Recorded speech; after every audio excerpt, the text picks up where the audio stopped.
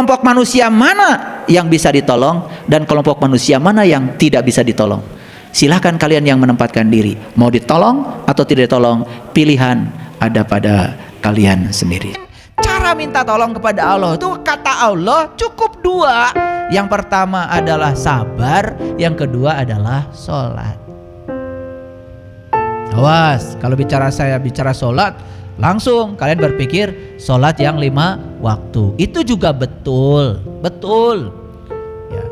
Tapi sholat itu ada yang lebih keren lagi, tidak 5 waktu.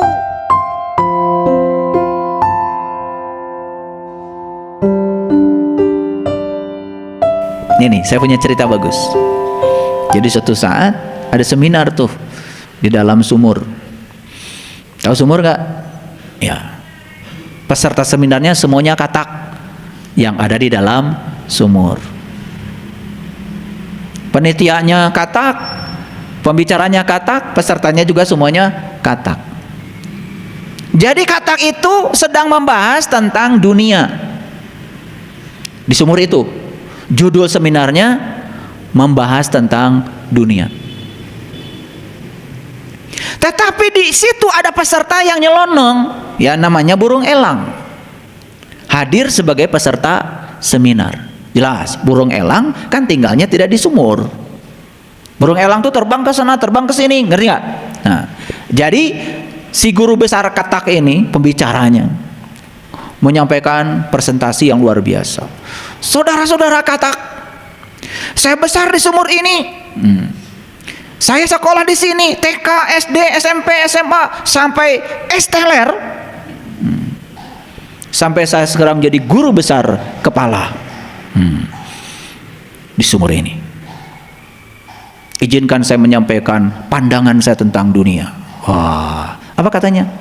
Saudara tahu, dunia itu seperti tempat kita tinggal ini. Jadi dia menjelaskan kepada pesertanya bahwa dunia itu ya sumur. Tepuk tangan, aplaus. Hebat Anda. Satu-satunya yang tidak tepuk tangan adalah burung elang. Burung elang bingung dengarkan ceramah katak itu. Setahu saya, nah ini cung tangan. Dunia itu ada mataharinya, ada ruang kosongnya, ada gunungnya, banyak pohonnya. Lu Anda sembarangan aja bilang dunia itu adalah sumur. Jadi orang yang mengaku beriman di hadapan orang yang beriman beneran akan ketahuan palsunya. Tapi orang yang mengaku beriman di hadapan yang sama-sama mengaku beriman gak akan kelihatan palsunya. Itulah yang terjadi. Clear? Si katak itu pembicaranya gak kelihatan palsunya di hadapan para katak yang lain. Tapi palsunya dia kelihatan kalau dia belum kemana-mana. Karena dia buat kesimpulan yang keliru. Dia bilang dunia adalah sumur. Ceroboh sekali. Untung ada burung elang. Ngerti maksud saya? Gak usah dilanjutkan. Sampai situ aja dulu. Saya pakai ilustrasi supaya nancep. Ngerti? Makanya yang bicara nggak beriman, ngaku beriman, yang diajak bicara ngaku beriman, nggak kelihatan. Makanya pengumuman dari saya, kalian yang ngaku beriman, bicaralah di hadapan mereka yang sama-sama ngaku beriman, aman.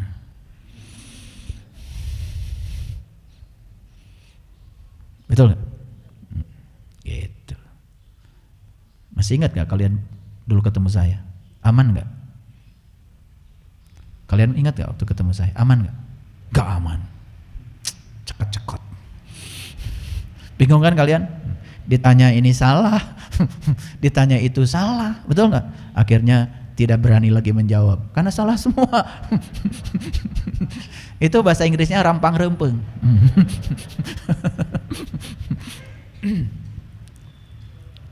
Nah, lanjut sedikit lagi. Fi qulubihim maradun. Ini banyak yang mengatakan kolbu itu hati, itu keliru. Ini tidak cerita penyakit hati. Penyakit hati mah iri hati, tidak bahagia, orang lain bahagia, itu penyakit hati. Ini cerita penyakit kolbu. Makanya aneh. Kalau di Quran itu tidak ada di Quran cerita hati, nggak ada urusan dengan hati Quran itu. Semua Quran itu urusannya dengan kolbu. Silakan kalau nggak percaya, cari kata hati dalam Al-Quran, nggak ada. Yang ada di Quran kata kolbu. Makanya di sini fi qulubihim maradun, dalam kolbu mereka ada penyakit. Fazadahumullahu marada, penyakitnya tambah parah, tambah kronis. Lihat saya semua, orang yang mengaku beriman, si katak tadi, berbicara di hadapan yang sama-sama mengaku beriman, kasih tepuk tangan gak? Kasih tepuk tangan. Nambah gak penyakitnya? Nambah. Itu bahayanya tepuk tangan bagi yang ngaku-ngaku.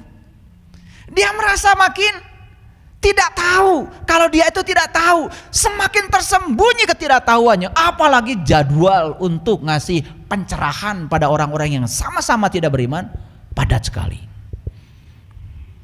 Kira-kira diajarna Kartos.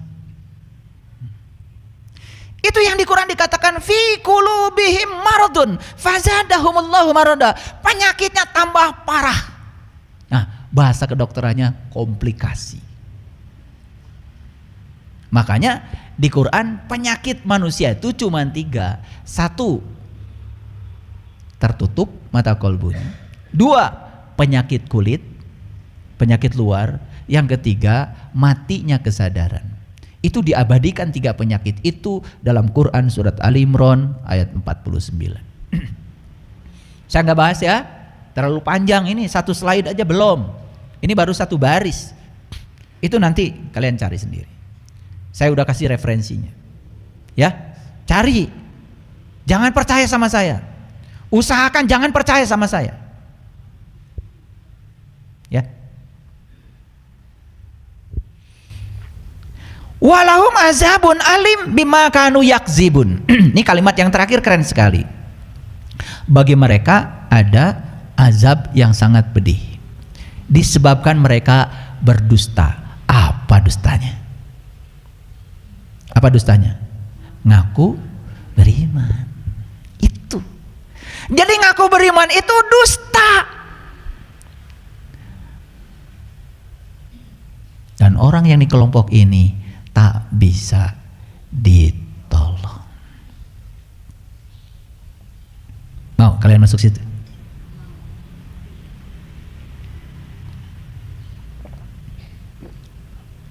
Mau yang dapat ditolong atau nggak dapat ditolong? Baik, stop dulu sampai situ. Karena kalau saya teruskan ini jadi kebablasan. Kita balik dulu ke slide yang berikutnya. Ini masih slide pertama, baris pertama.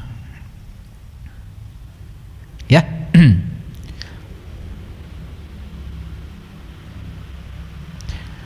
Yang kedua, siapakah manusia yang tidak dapat ditolong?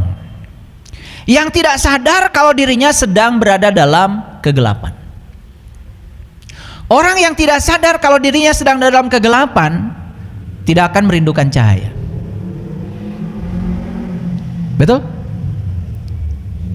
Karena yang merindukan cahaya hanya mereka yang sadar kalau dirinya dalam kegelapan. Yuk, saya kasih contoh sederhana. Masih ingat gak dulu kalian hidup waktu zaman belum ada PLN? Betul? Gelap. Nyaman? Nyaman aja, gak masalah. Anak 11 jadi proyek oke. Gak masalah. Tapi begitu sudah ada PLN sekarang sejam 2 jam listrik mati, kalian sudah mulai kelagapan. Betul? Nah, ketika seseorang itu tidak sadar kalau dirinya dalam kegelapan, tidak merindukan cahaya. Tapi siapa saja yang sadar kalau dirinya sedang dalam kegelapan, dan orang yang sadar kalau dirinya dalam kegelapan, tentu dia sudah tahu cahaya. Masuk akal? Pasti dia akan merindukan cahaya. Itu yang kedua. yang tidak bisa ditolong. Yang ketiga, ini sudah jelas, yang mengaku beriman. Yang mengaku beriman tidak bisa ditolong. Yang keempat, yang mengaku sudah Islam tetapi belum mengalami Islam. Dan Islam itu sebetulnya adalah pengalaman sebetulnya. Makanya di Quran dikatakan la tamutunna illa wa antum muslimun. Janganlah kau mati kecuali sudah menjadi muslim. Muslim itu orang yang sudah mengalami Islam, bukan yang mengaku Islam. Ngaku gampang? Ngaku gampang. Kalian ngaku presiden juga nggak ada yang larang. Betul? Yang kelima, yang tidak mempunyai kehendak untuk berubah. Kayak patung. Saya yakin kalian yang datang pagi ini ke sini itu orang-orang yang mau berubah. Orang yang tidak mau berubah dan merasa diri seakan-akan sudah di puncak perubahan, nggak ada di sini. Nggak ada bagiannya. Makanya di Quran dikatakan alladzina yastami'unal qaul fayattabi'una ahsanahu ulaika hadahumullah ulaika hum ulul albab. Orang-orang yang tidak mau memasangkan telinganya untuk mendengar, maka dia tidak akan pernah sampai pada hidayahnya Allah. Dan siapa yang tidak sampai pada hidayah, maka dia tidak akan mencapai ulul albab. Itulah orang-orang yang rugi. Ulul albab siapa? Orang yang berhasil mengingat Allah dalam keadaan berdiri, duduk, dan berbaring. Luar biasa. Mengingat itu gak ada suaranya. Hening, bening, dingin. Yang ada suaranya itu menyebut. Kalian itu lucu. Menyebut diklaim mengingat. Dasar. Gak ngerti-ngerti karena gak mau berubah gitu. Yang puas menyebut air selamanya kan gak minum air, nyebut aja terus. Kalian ketika minum air nyebut air? Enggak, lihat tuh, cara minum air gini.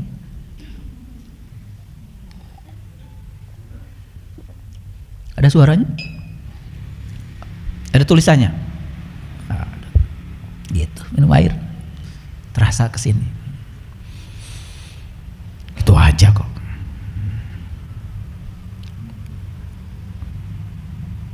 Ya, ulangi lagi.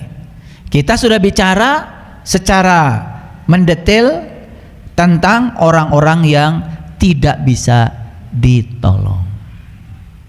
Ya, jadi ada setidak-tidaknya saya mencatat di sini ada 6 kelompok.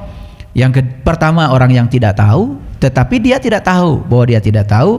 2 orang yang tidak sadar kalau dirinya sedang dalam kegelapan. 3 orang yang mengaku beriman. 4 orang yang mengaku sudah Islam. 5 yang tidak mempunyai kehendak untuk berubah.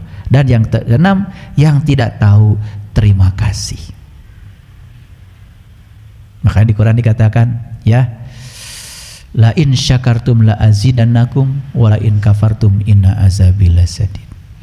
Jadi orang-orang yang bersyukur pasti akan bertambah terus. Tahu artinya syukur? Syukur itu kebalikan dari kufur. Kalau kufur artinya tertutup, syukur artinya terbuka. Itu ya. Jadi syukur itu orang yang sudah terbuka. Orang yang terbuka itu bisa menerima apapun apa adanya. Itu terbuka namanya. Nah, kalau kalian main tumpengan ketika naik jabatan, itu saya nggak tahu. Itu namanya tumpengan. Kalian kasih judul syukur. Syukur itu jabatan naik, jabatan nggak naik, tetap aja bahagia. Itu syukur.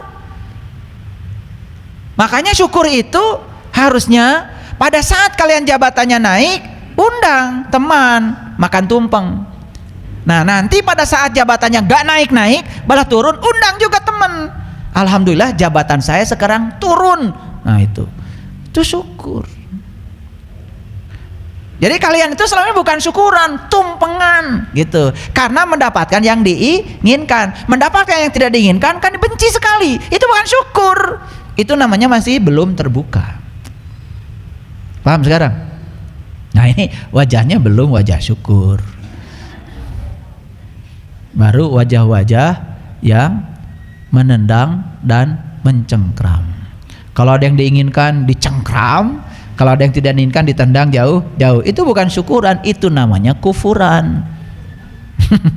Ini supaya ngerti aja saya kasih tahu. Nah, sekarang bagaimana cara minta tolong kepada Allah? Ya, sudah dikasih tahu ayatnya, wasta'inu bisabri wassalah, wasta'inu bisabri wassalah, wa innaha lakabiratun illa alal khashiin. Cara minta tolong kepada Allah itu kata Allah cukup dua. Yang pertama adalah sabar, yang kedua adalah sholat. Awas, kalau saya bicara sholat, langsung kalian berpikir sholat yang 5 waktu. Itu juga betul, betul. Ya. Tapi sholat itu ada yang lebih keren lagi, tidak 5 waktu. Sholatnya sepanjang waktu, itu yang lebih keren lagi. Sesuai dengan arti sholat. Sholat itu artinya adalah waslat. Waslat itu melekat, merasakan kehadiran Allah, gak usah 5 waktu, sepanjang waktu. Nah, makanya kalau ingin merasakan sholat di dimensi ini harus ikut pelatihan sholat khusyuk. Baru masuk ke situ. Ini baru bunga-bunganya aja supaya gelisah.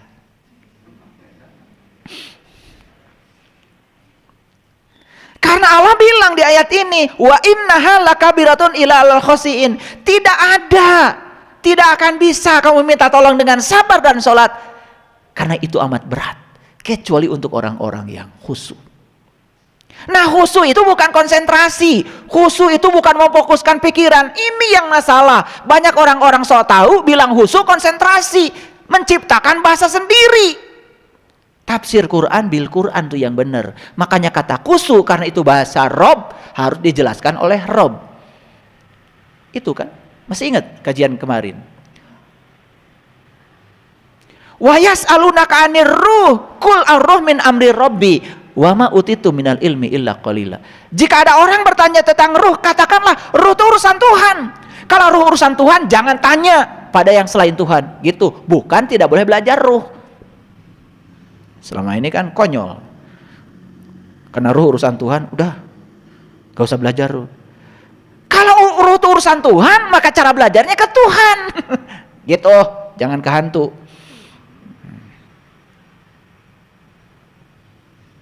Wa ma utitu minal ilmi illa qalila. Karena kamu itu tidak diberi ilmu kecuali yang sedikit. Nah, yang sedikit itu adalah kunci pembuka mata kalbu agar kita bisa ketemu Tuhan, baru belajar ruh pada Tuhan, baru ngerti. Itu yang disebut dengan kecerdasan melampaui batas, yaitu batas pikiran. Karena tidak mungkin belajar tentang ruh pakai logika, apalagi pakai filsafat, tersesat. Belajar tentang ruh harus pakai ilmu, namanya ilmu ma'rifat. Ilmu ma'rifat tidak sama dengan tasawuf, tidak sama juga dengan filsafat. Tasawuf itu nggak ada zaman Rasul, nggak ada. Rasul cuma mengatakan awwaluddin ma'rifatullahi ta'ala wa rasulih.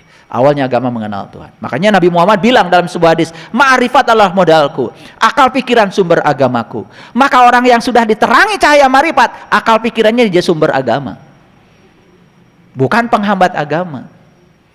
Nah, ada orang yang akal pikirannya jadi penghambat untuk majunya spiritual karena belum terterangi oleh cahaya ma'rifat. Lihat itu 17 hadis Nabi. Dalam buku Sejarah Muhammad yang ditulis oleh Haikal, itu dijelaskan tentang 17 hadis itu. Ma'rifat adalah modalku, akal pikiran sumber agamaku, rindu adalah kendaraanku, jihad adalah perangaiku. Kan terus. Yang terakhir, sholat adalah hiburanku. Jadi Nabi Muhammad mah sholat teh hiburan. Kalian sholat lagi hiburan nih, begitu sholat, jam 12. Asa cikeneh geus adan deui. Beratnya sholat teh. Karena nggak ngerti, nggak tahu rasanya, karena nggak pernah belajar. Jadilah sholat jadi kewajiban. Padahal Nabi bilang sholat adalah hiburanku. Gak ada di hadis sholat adalah kewajibanku, gak ada. Maaf ya, yang alergi pada kata-kata saya, sabar dulu. Nah, apa itu khusyuk? Khusyuk itu kata Allah di Quran, allazina yadunnuna annahum mulaqu rabbihim. Jadi khusyuk itu artinya sebuah kondisi yang diawali dengan perjumpaan dengan Tuhan. Beda? Oh, setahu saya khusyuk adalah konsentrasi. Ya setahu elu. Tapi setahu Allah, khusyuk itu adalah suatu kondisi di mana ingatan seseorang bisa ingat kepada Allah karena sudah diawali dengan mulaqu rabbihim, perjumpaan dengan Tuhan. Masuk akal? Nah, gitu. Harus masuk akal ya.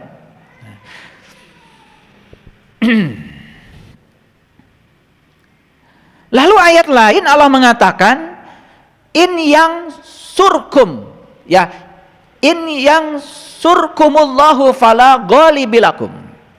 Jika Allah menolong kamu, maka tak ada orang yang dapat mengalahkan kamu.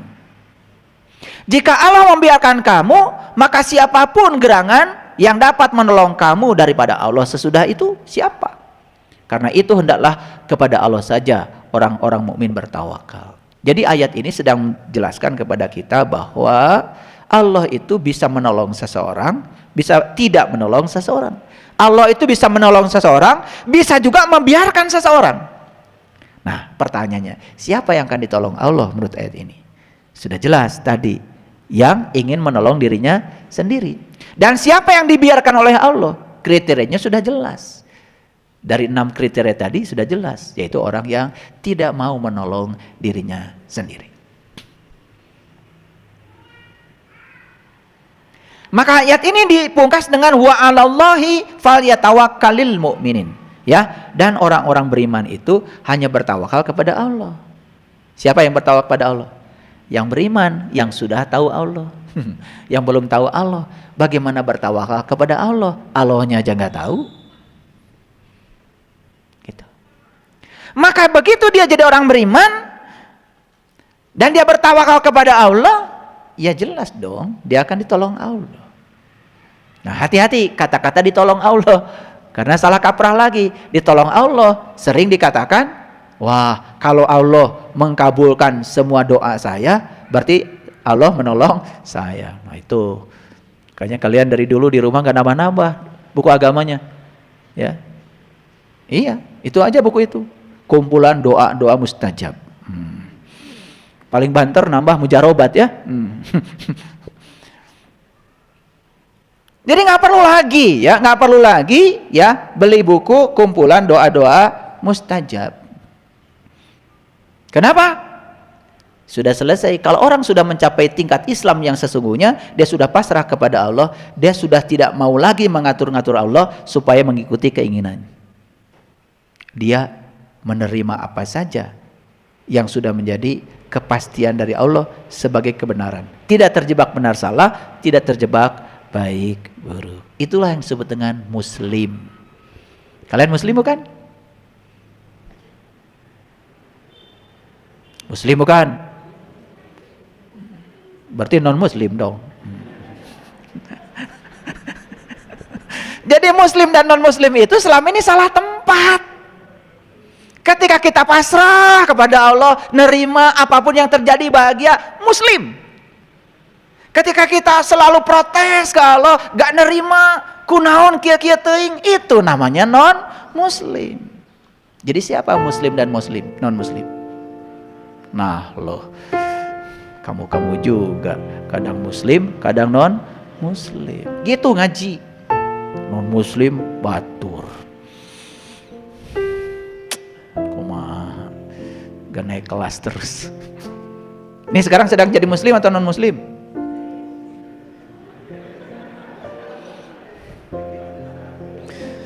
Di sini mah nggak kelihatan. Di sini tuh saya tidak bisa bilang kalian itu muslim, nggak bisa. Karena saya tidak bisa bilang kalian muslim dari pakaiannya. Nah, kalian itu kelihatan muslim atau tidak muslim itu di kehidupan. Wajahnya anggun, senyumnya bersahabat. Ya, tidak ada kecurigaan pada orang lain. Bahkan senyumnya bukan hanya dengan mulut, senyumnya sudah dengan mata. Matanya penuh dengan persahabatan. Selalu berbaik sangka pada setiap orang. Dirindukan banyak orang muslim. Penuh curiga. Senyumnya miring ke kiri, ke kanan nggak ada. Ya toh? Iya, kalau ngomong menyakitkan. Kalau bicara penuh dengan fitnah dan hoax. Bagi saya sih yang kayak gitu non muslim. Jadi muslim dan non muslim itu sebetulnya ditujukan ke dalam diri kita sendiri. Stop menunjukkan pada orang lain. Kan tidak elok di sebuah kumpulan kita sedang bersama dengan orang-orang. Kadang-kadang saya mohon maaf, di acara resmi kan suka ada begini. Saya akan memimpin doa. Ya, untuk yang non muslim silahkan sesuai dengan kepercayaan masing. Kan gak enak gitu. Gak enak. Mau mimpin doa sudah mendiskreditkan orang lain kan gitu. Itu acara resmi dan ini sering terjadi. Saya kalau saya ada di posisi itu, gak enak. Untung aja mereka yang dibilang begitu nggak langsung bubar. Kalau gitu saya mau keluar aja, nggak ikutan doa Anda. Gimana kalau begitu? Doa nggak? Lah mau doa aja yang universal karena Allah tuh mengerti semua bahasa. Ya salah sendiri Anda doanya pakai bahasa tertentu yang tidak mengerti orang. Kenapa sih doanya tidak begini aja? Semoga semua Anda yang di ruangan ini berbahagia gitu. Gitu aja kan? Betul? Kan doanya singkat tapi padat. Udah mendiskreditkan orang, kemudian doanya pun hanya untuk kelompok tertentu. Padahal orang sudah hadir. Saya mau nanya sama kalian, di situasi itu nyaman gak kita? Gak nyaman kan? Betul gak? Gitu. Nah, disitulah belajar namanya tepo seliru. Belajar merasa sebelum terasa. Itu yang disebut dengan silih asah, silih asih, silih asuh, silih wawangi. Makanya Hyang Prabu melambangkan ilmunya dengan maung. Maung itu manusia unggul. Manusia unggul itu yang sudah mencapai kebijaksanaan, yang sudah bisa merasakan orang lain sebelum terasa. Nyaan dedehan. Kasaha itu boleh nyaan dedehan. Ajaran leluhur kita kan begitu, ya. Nah, kita lihat Quran surah Luqman ayat 33. Hai manusia, nah, yang dihaikan nih manusia. Yang selain manusia gak dihaikan. Kalian dihaikan gak kira-kira? Dihaikan apa tidak? Dihaikan dong. Saya kan manusia. Tapi Quran mengatakan manusia itu yaitu orang yang sudah bisa menggunakan kolbunya, penglihatannya, pendengarannya untuk bertemu Tuhan. Yang belum ulaika kal anam. Maaf ya. Jadi yang dihaikan di sini siapa? Hanya manusia. Yang ngaku manusia gak dihaikan. Apakah semua yang di ruang ini dihaikan? Saya nggak tahu. Tanya pada dirimu, layak nggak saya untuk dihaikan? Gitu aja. Tanya dirimu sendiri. Karena di Quran surat Al-A'raf dikatakan walaqad dara'na li jahannam katsiran minal jinni wal ins lahum qulub la yafqahuna biha wa lahum adzanu la yasma'una biha wa lahum ayunun la yubsiruna biha ulaika kal an'am bal hum adall. Mereka yang punya kalbu tetapi tidak digunakan untuk memahami, melihat dan mendengar. Ulaika kal an'am. Jadi kalau baru bisa melihat dan mendengar dengan telinga luar, bukan dengan telinga kolbu kita, itu tidak dikategorikan sebagai manusia. Makanya saya membuat buku judulnya Menjadi Manusia. Keur saha eta buku teh?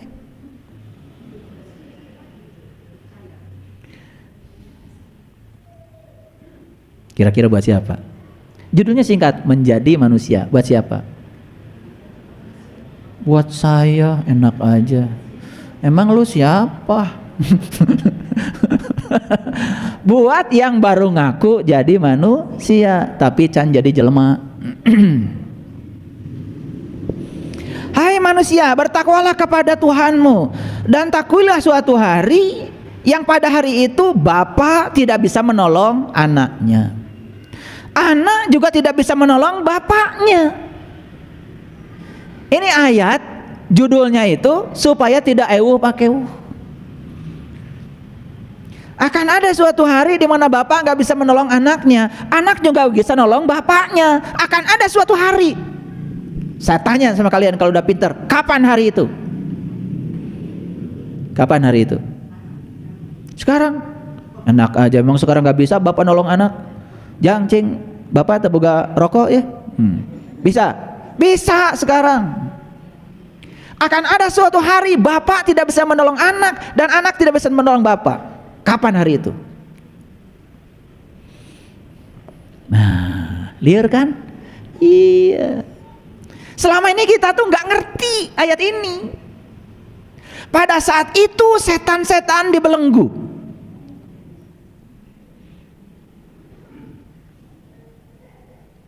Dibelenggu. Nyubit aja nggak bisa. Pada hari itu, ya, ngomongkan orang pun gak bisa. Pada hari itu melihat kesalahan orang pun gak bisa.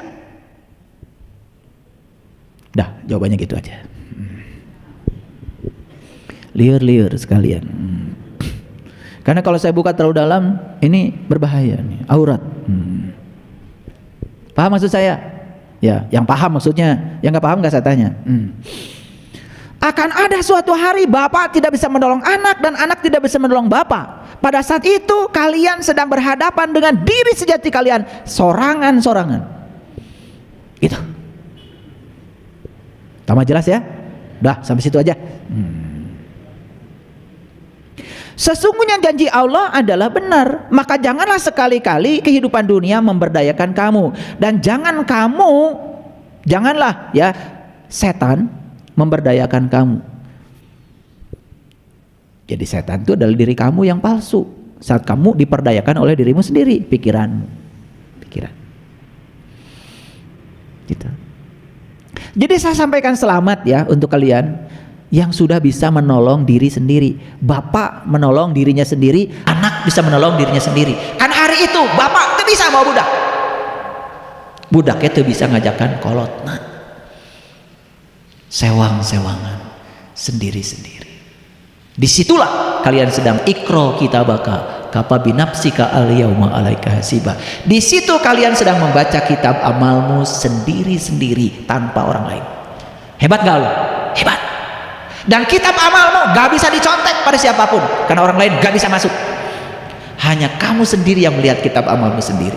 Bukankah sebegitu agungnya cara Allah menyembunyikan aib kita? Sewang-sewangan sendiri-sendiri. Ikra kitabaka kafa binafsika al-yauma alaika hasiba. Bacalah kitab. Dan kita tidak akan bisa melihat kitab orang lain. Dan kita tidak bisa ngintip kitab orang lain. Kita hanya bisa melihat kitab kita sendiri. Karena saat itu anak kita pun gak lihat, bapak kita pun gak lihat. Saat itu kita cuma gitu.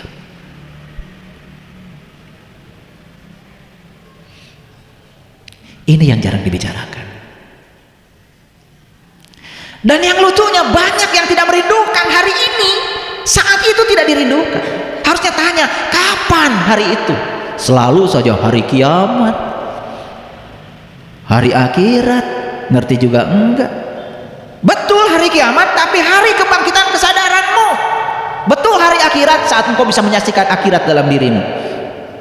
Itulah hari yang penting, di mana anak tidak bisa menolong bapaknya, bapak tidak bisa menolong anaknya. Gitu. Kalau lagi gini bisa nggak tolong menolong? Bisa. Yang nggak mau nulis, nggak punya pensil masih bisa. Sekarang mah sebetulnya bukan hari, tapi saat. Nanti kalian pulang dari sini. Silakan. Dan saat itu yang menentukan bukan Allah. Saat itu yang menentukan adalah dirimu sendiri. Saya pastikan sekarang saya mau menolong diri saya. Dan saat ini saya tidak bisa menolong anak saya kecuali saya bisa menolong diri saya sendiri. Dan anak saya pun tidak bisa menolong saya kecuali dia menolong dirinya sendiri. Sudah, yuk sendiri-sendiri. Luar biasa, tidak pernah tidur, tidak pernah ngantuk. Allah selalu siap siaga setiap saat. Kapanpun kamu datang, beliau selalu menyambut labbaik Allah. Waduh, ini ya saya kasih tahu.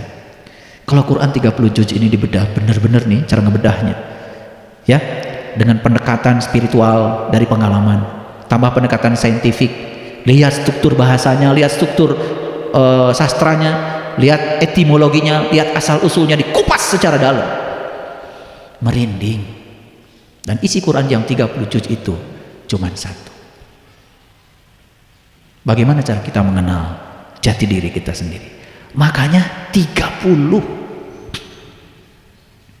juznya bukan 31, 30. Karena 30 itu 3 dan kosong. Kalau kau sudah bisa kosong, maka kau akan bisa tahu yang 3. Nurullah, Nur Muhammad, Nur Insan. Taeta Quran teh. Ribut wae. Jadi membaca Quran yang 30 juz yang sebenarnya itu hening bening, yang ada cuman air mata. Yang ada cuman hangat-hangat air mata. Gak ada suaranya. Tidak berbahasa Arab, tidak berbahasa Indonesia, tidak berbahasa Sunda, tidak ada bahasa, cuma ada satu bahasa, bahasa Rob, bahasa rasa, bahasa cinta. Udah bisa? Kalian yang sudah bisa baca Quran yang ini. Dalam Quran surat Al-Hadid ayat yang ke-25, Allah menyatakan, sesungguhnya kami telah mengutus utusan-utusan kami. Laqad arsalna rusulana bil bayinat, dengan membawa bukti-bukti yang terang benderang. Bayinat itu terang benderang, caang bayinat itu. Ya. Laqad arsalna rusulana bil bayinat, sesungguhnya kami telah mengutus utusan-utusan kami. Apa sih utusan-utusan itu yang dibawa dia? Cuma satu. Bukti yang terang benderang. Itu.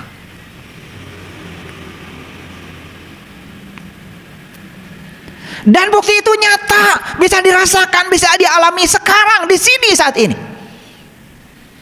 Wa anzalna ma'ahumul kitab, dan kami turunkan bersama mereka kitab.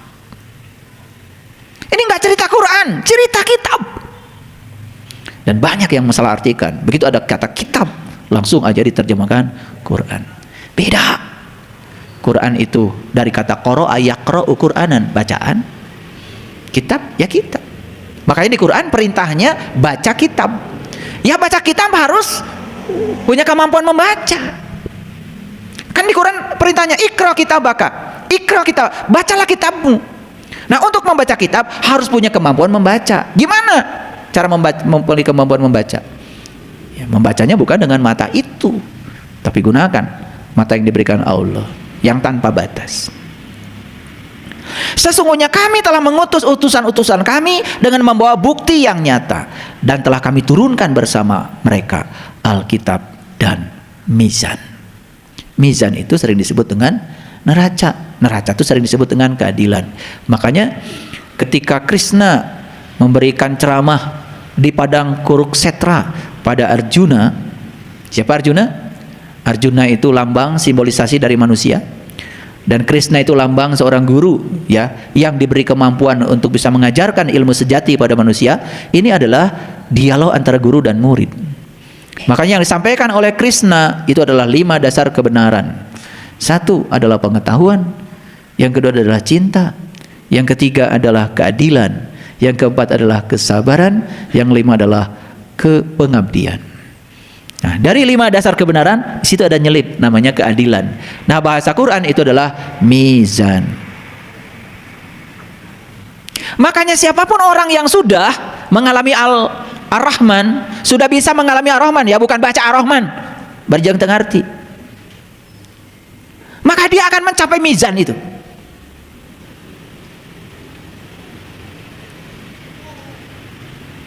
Makanya Ar-Rahman selalu dua kan, Rabbul Masyriqain wa Rabbul Maghribain, dua. Ada dua matahari, ada dua tempat terbit matahari, ada dua tempat terbenam matahari, ada dua lautan. Marajal bahraini yaltaqiyan bainahuma barzahul la yabghiyan, dua. Jadi selalu dua. Makanya kalau kita berbicara tentang neraca, tentang keadilan, selalu dua. Lihat saya semuanya. Mendengarkan satu pihak, kita sedang berada dalam kegelapan. Kalau kita mendengarkan dua pihak, maka kita akan dapat pencerahan. Makanya hati-hati kalian. Kalau ada yang ngadu-ngadu satu pihak, kalau kalian respon, kalian langsung memposisikan kalian dalam kegelapan. Langsung emosi, terpancing, kan gitu. Coba dengar dua pihak, kalian akan dapat pencerahan. Disitulah yang disebut dengan mizan. Itu namanya keadilan. Ya, itu. Makanya coba hakim, dengar terdakwa bicara apa, dengar jaksa bicara apa. Karena jaksa ditunjuk oleh negara untuk memberikan tuntutan. Jaksa tentu saja dari polisi, hakim kan di tengah aja. Tuh. Maka disebutnya juga hakim. Itu nama terlalu tinggi kalau menurut saya. Karena hakim itu orang yang bijaksana, orang yang sudah berada di titik tengah, tidak terpengaruh oleh apa kata terdakwa, tidak juga terpengaruh apa kata jaksa. Dia sudah di titik tengah, hakim. Makanya kalau mereka ini yang jadi hakim sadar kalau itu nama yang sangat tinggi dan mulia, itu nama Allah, maka dia akan gunakan raca itu, mizan namanya. Dan memang sih syarat untuk mendapatkan mizan itu harus tahu dulu kitab, gitu. Jadi kalau untuk tahu kitab apa? Ya untuk tahu kitab ya dia harus ketemu guru yang membawa bukti yang nyata. Makanya coba lihat struktur bahasanya. Sesungguhnya kami telah mengutus utusan-utusan kami dengan membawa bukti yang nyata, dan kami telah turunkan kepadanya kitab. Siapa yang dapat kitab, maka dia akan mendapatkan raja. Itu. Jadi sekarang ada situasi yang sangat menyedihkan, di mana ada penangkapan terhadap orang-orang yang justru bergerak di bidang hukum, ya, itu kan tentu saja. Nah, menurut saya sih sederhana, mungkin belum tahu kitab sejatinya, baru tahu KUHP aja. Dan kami ciptakan besi. Nah ini, makanya al-hadid itu besi. Nah besi itu simbolisasi dari tulang sebetulnya. Makanya kalau di Quran surat Al-Kahfi dikatakan, dan kamu ratakan besi-besi itu ya sejajar dengan kedua gunung. Nah, itu di surat Al-Kahfi itu cerita tentang Zulkarnain. Ya toh? Nah, pusing kan? Ya udah, supaya pusing biarkan aja, nggak saya jelaskan. Kami ciptakan besi yang padanya terdapat kekuatan yang hebat. Ya memang besi itu kuat, tapi kekuatan besi ya kalah dong sama baja. Kalau mau dibanding-banding dengan logam, karena ini bukan cerita besi itu, bukan cerita besi yang ada di pandai besi. Ini cerita sesuatu yang diberikan pada kita. Kalau itu digunakan, kamu menjadi punya kekuatan. Coba, kalau tubuh kita ini nggak ada tulangnya, tuh puguh wujudnya. Betul nggak? Ngalumu kue jika daging kiloan di pasar. Betul nggak? Kan gagah itu karena ada tulang. Nah karena ada tulang, ya tulang itu kan dibuat sedemikian. Lihat, tangan kita aja tidak sama panjang, berbuku-buku luar biasa. Betul nggak? Dan ini begitu fleksibelnya, luar biasa. Maka Allah bilang, yadullah fawqa aydihim, tangan Allah ada padamu. Tangan Allah, ya gunanya buat menyenangkan Allah, bukan untuk menyenangkan kamu. Enak aja. Nah itulah, makanya aku berikan kepadamu besi, ya. Dan padanya terdapat kekuatan yang sangat hebat, yang sangat bermanfaat bagi kamu untuk menjadi kamu sebagai manusia. Di situ. Awas, bukan besi yang di toko besi, nggak ada urusan. Makanya nama-nama surat di Quran itu luar biasa. Al-Hadid, besi. Gitu. Ya. Nah, Allah mengetahui siapa yang menolongnya, dan Allah juga mengetahui siapa yang menolong utusan-utusannya. Kalau gitu saya mau nanya, siapa yang menolong Allah dan Rasulnya? Emang Allah perlu ditolong? Tentu saja. Nur insani ini harus selalu menyatu dengan Nurullah dan Nur Muhammad. Ketika Nur insani selalu menyatu dengan Nurullah dan Nur Muhammad, maka kekuatan Nurullah dan Nur Muhammad ini menjadi kekuatan Nur insan. Itulah yang akan menyebabkan kita menjadi insan kamil. Jadi sebetulnya yang perlu ditolong bukan Allah dan Rasulnya. Allah dan Rasulnya justru penolong bagi nur insan kita, sang jiwa kita. Jadi cara jiwa ini ditolong oleh Allah dan Rasulnya, jiwanya harus menyerahkan diri pada Allah dan Rasulnya. Saat itu terjadi yang namanya peleburan. Itu namanya tauhid. Itu yang disebut 30 juz. Taeta 30 juz. Mun geus bisa kadinya mah hatam langsung. Gitu. Kalian mah tamat we ayo. Beda tamat jeung hatam. Tamat mah eta nu hamur tumpang teh. Sesungguhnya Allah maha kuat lagi maha perkasa. Makanya di sini dikatakan, perhatikan, ini ada yang saya tebalkan. Dan Allah mengetahui siapa yang menolongnya dan rasul-rasulnya secara tersembunyi. Nih, saya bacakan bahasa Arabnya supaya kalian percaya. Mayang surhu wa rasulahu bil ghaib. Jadi cara menolong Allah dan Rasulnya itu dengan cara tersembunyi, gitu. Karena aurat kalau tidak tersembunyi. Keren Quran ya, keren nggak? Gitu. Baru tahu hari ini ya kalau Quran keren ya. Ya ayyuhallazina amun intan surullah yansurkum wa yusabbit aqdamakum. Ini ayat sering juga dikasih embel-embel. Hai orang-orang beriman, tolonglah agama Allah, maka Allah akan menolong kamu. Kan suka begitu? Pertanyaan saya, kalau kita harus nolong agama Allah, Allah agamanya apa? Kan harus jelas dulu yang mau ditolongnya, betul nggak? Kalau Allah agamanya tertentu, emang Allah harus beragama? Kalau gitu tanya lagi, sejak kapan Allah beragama? Berarti dulu Allah kafir dong. Allah aja harus beragama, keterlaluan. Makanya di sini nggak ada agama, nggak ada. Intan surullah yansurkum, ya. Hai orang yang beriman, tolonglah Allah, niscaya Dia akan menolong kamu dan akan meneguhkan kedudukanmu. Gimana cara menolong Allah? Sudah dijelaskan di ayat sebelumnya. Cara kau menolong Allah dalam keadaan gaib, dalam keadaan tersembunyi, satukan nur insanmu dengan Allah dan Rasulnya. Itulah cara menolong Allah. Maka Allah akan menolong kamu, dan luar biasa, wa yusabbit aqdamakum, dan Allah akan meneguhkan kamu. Nah, setelah saya urai secara panjang lebar ini tambah pusing atau tambah mengerti?